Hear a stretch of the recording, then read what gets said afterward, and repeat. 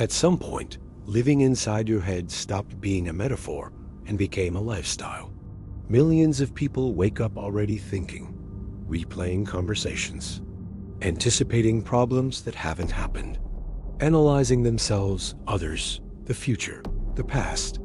Meanwhile, the body is barely there, still, numb, ignored.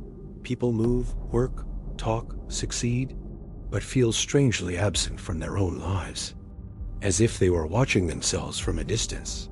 And most people call this normal. But according to psychiatrist Bessel Kolk, this constant mental activity is not intelligence. It is not depth.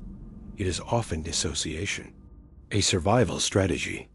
When the body becomes a place of pain, fear, or overwhelm, the mind learns to escape, not because it wants to, but because it has to.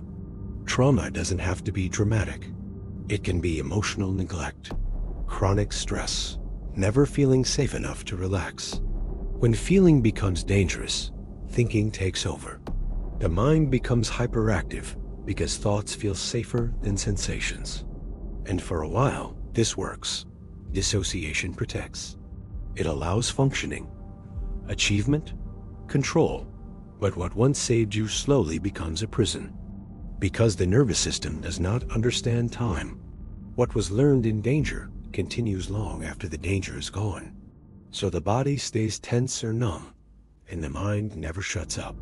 This is why overthinking isn't a habit. It's a defense. Many people don't live in their heads because they like thinking. They live there because feeling feels unsafe. Unprocessed emotions don't disappear.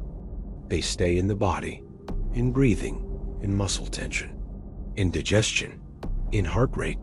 Returning to the body would mean meeting what was never allowed to be felt. So the mind keeps running, and modern culture rewards this.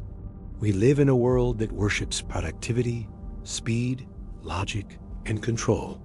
Feeling is weakness. Rest is laziness. Presence is inefficiency. From childhood, we're taught to suppress emotion and override the body. Cry less. Push through. Be rational. We learn to live from the neck up. Technology intensifies this split. Screens stimulate the mind while freezing the body. Endless information. Endless comparison. Endless distraction. The mind is overloaded.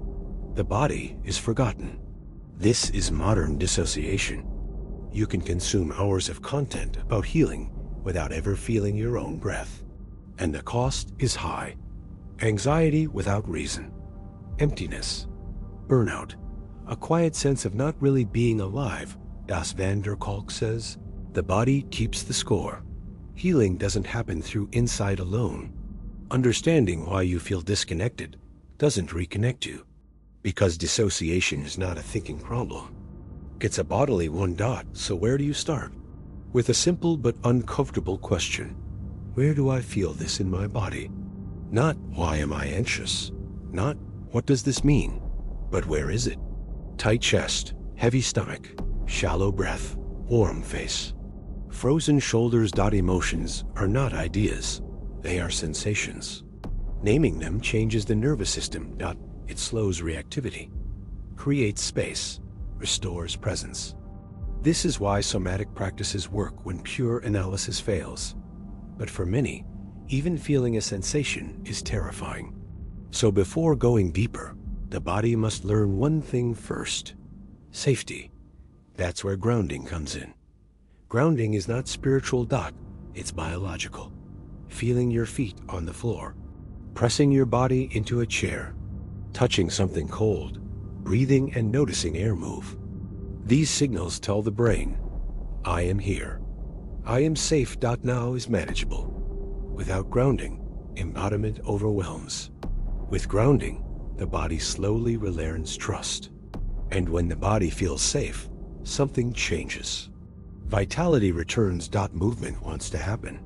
Emotion begins to flow instead of getting stuck. Life stops being something you analyze and becomes something you experience. A hug becomes real. Food becomes pleasure. Nature becomes alive. Not because life changed, but because you return to it. The mind is a powerful tool, but it was never meant to be your home. The body is. And the truth is simple, even if it's uncomfortable. Living in the mind is surviving. Feel your feet, notice your breath, and ask yourself, what sensation is most present right now? Name it. That's where reconnection begins.